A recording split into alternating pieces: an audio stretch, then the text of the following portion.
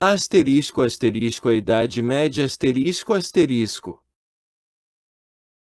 Mas, o que significa Idade Média? Nada, se atentarmos para o fundo das coisas. O que deseja significar, se nos ativermos a uma convenção que, em verdade, data apenas de 3 séculos? Com efeito, Idade Média, como observava o grande mestre Albert Palfilha sobrescrito é o que não é nem antiguidade nem tempos modernos, definição negativa pouco esclarecedora.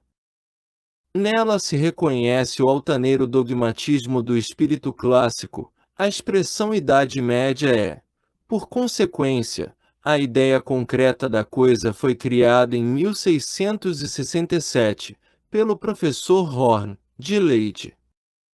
Assim, de todos os nomes que se poderiam inventar, o de Idade Média é, sem dúvida, um dos piores, na medida em que faz desse tempo, na marcha da história, um corredor indistinto de saudade e de esperança. Foi, porém, o que prevaleceu, e nós o guardaremos como uma expressão convencional, que não tem em si mesma maior valor que um sinal algébrico.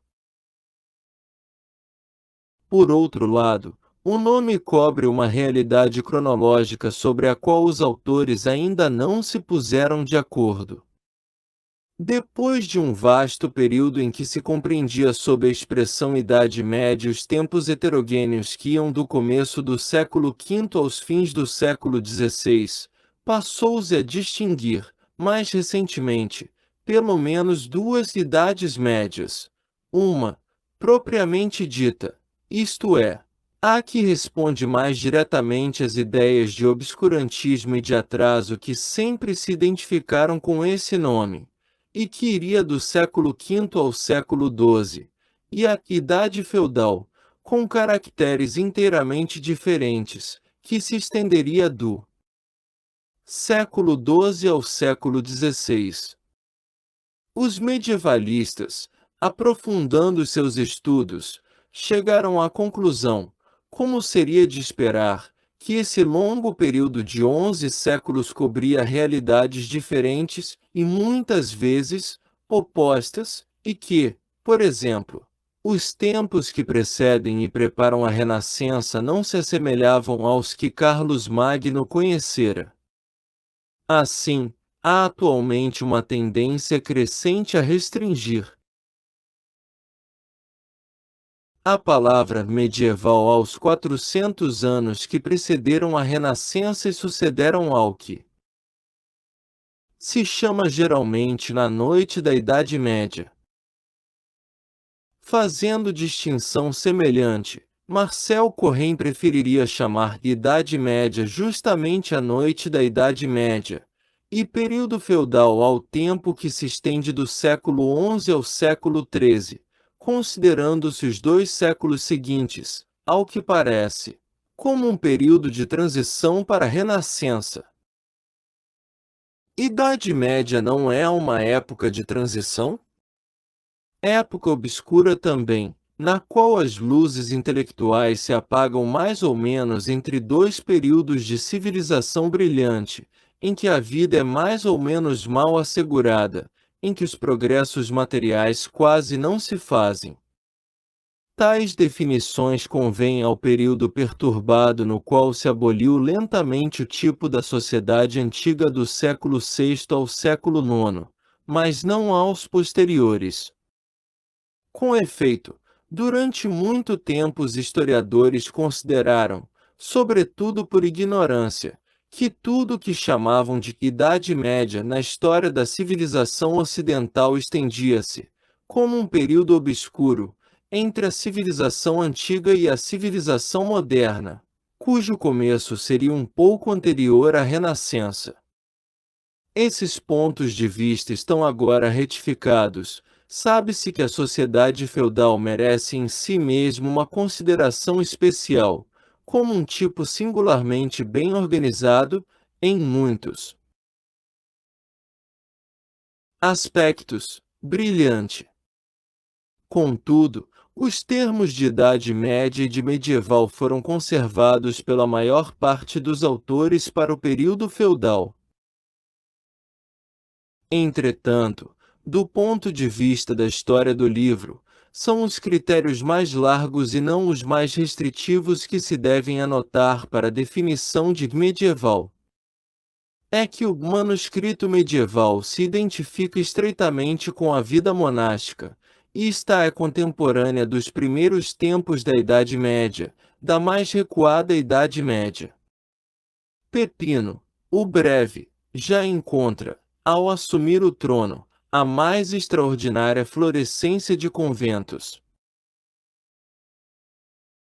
O reino estava então coberto de mosteiros, pequenos e grandes, independentes uns dos outros, todos mais ou menos regidos pela regra beneditina, todos privilegiados, mas submetidos à autoridade espiritual do bispo, todos grandes proprietários de terras e de homens e repletos das riquezas bárbaras do seu tempo.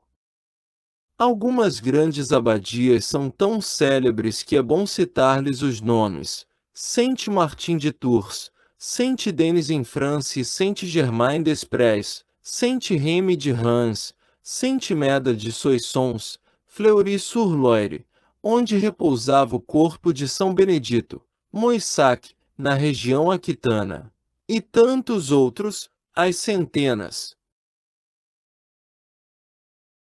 Assim, adotemos, como critério delimitador da Idade Média, no que se refere ao estudo dos respectivos manuscritos, o período que se estende, em números redondos, do ano 500 até o ano de 1500, ou seja, o período de 10 séculos que vai dos primeiros conventos com o seu trabalho de escrita, até a invenção da imprensa.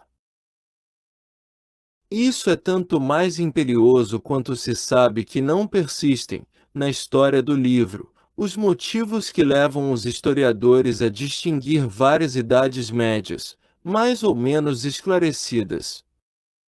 O atraso ou o obscurantismo medieval não afeta o nosso tema, a não ser incidentalmente, porque era fenômeno de ordem social, a que escapavam os manuscritos fechados nos conventos.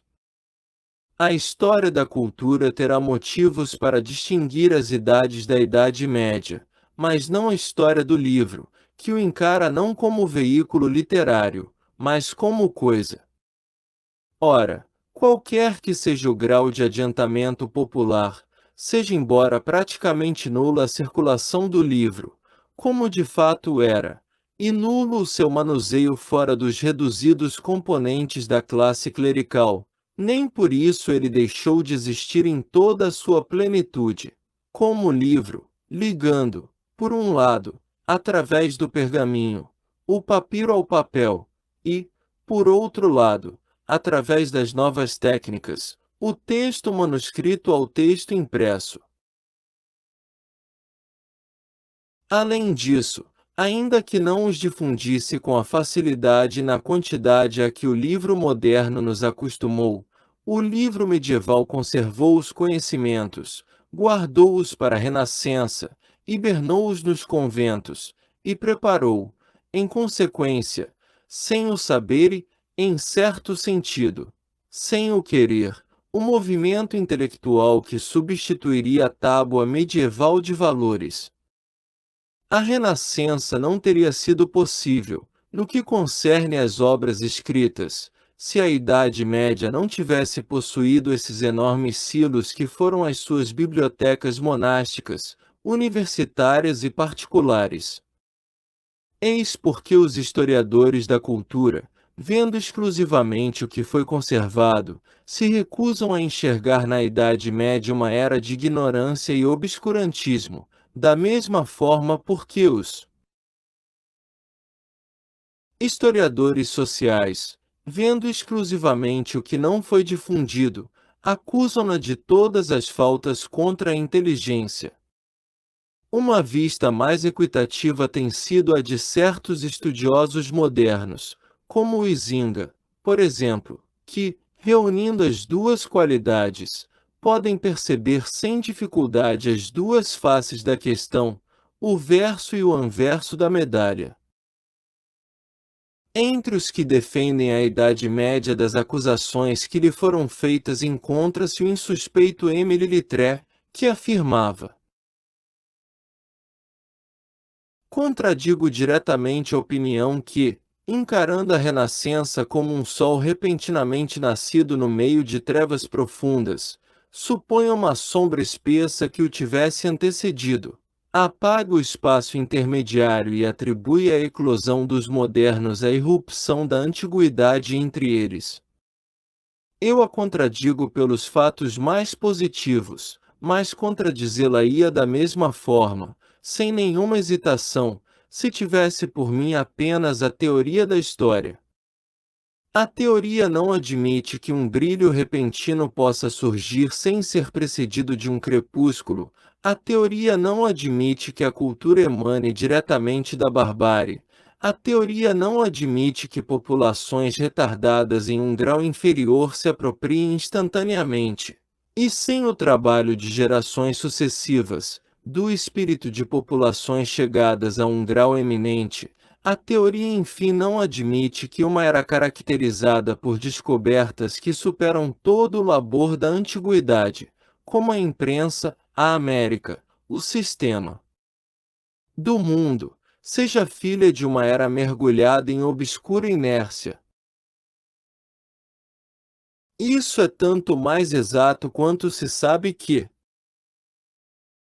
quando a Renascença apareceu, a Idade Média estava morta e bem morta, tinha cumprido seu destino. A Renascença nada destruiu, como todas as coisas desta vida perecível em que a vida nasce da morte, ela foi engendrada pela própria corrupção da idade a que sucedia. Ela se estabeleceu sobre ruínas. O grande século da Idade Média, o que poderíamos denominar de século clássico, é o XII. Com os fins do século XIII, começa a decadência. No XIV ela está quase terminada. Desde os primeiros anos do XV é a dissolução. A teoria da história, de Littré, pelo menos nisso parece irrefutável. É certo, por outro lado, que, embora diminuta, sobretudo quando a comparamos com as médias modernas, mas as exigências então não seriam as mesmas, a difusão do saber, ou seja, a circulação do livro era bem maior do que em geral se imagina, e, em todo caso, correspondia às necessidades da época. Para que a Renascença, movimento laico por excelência, pudesse ocorrer é necessário supor que os profanos tivessem acesso, um acesso cada vez maior, às bibliotecas, ou, pelo menos, que tivessem conhecimento dos manuscritos que somente nas bibliotecas existiam. Esse trabalho intelectual, ininterrupto em toda a Idade Média, explica que o humanismo medieval seja, dentro de suas proporções, tão importante quanto o humanismo renascentista. É bem certo que a finalidade de ambos é diferente e até oposta, mas aqui não são as intenções que contam, são os resultados. E o que observava Wilhelm Dilthey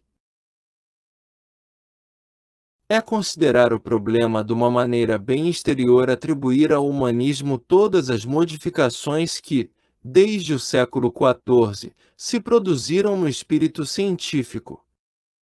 Durante toda a Idade Média vê-se aumentar sem interrupção o conhecimento das obras antigas e dos meios de que dispunham os sábios da antiguidade. Se pode compreender de forma mais íntima o espírito dos escritores antigos, primeiro na Itália do século XIV, depois em outras nações, devemos atribuí-lo a causas mais profundas. No seio dos novos povos e mais particularmente nas cidades constituiu-se uma nova ordem política e social que se assemelhava em muito à que reinava nas cidades antigas. Disso resultou que o sentimento da vida, as disposições gerais do espírito, os interesses, as representações, tomaram um aspecto mais pessoal. E é a sua afinidade com a mentalidade dos povos antigos que tornou possíveis uma compreensão nova e o revigoramento do pensamento antigo.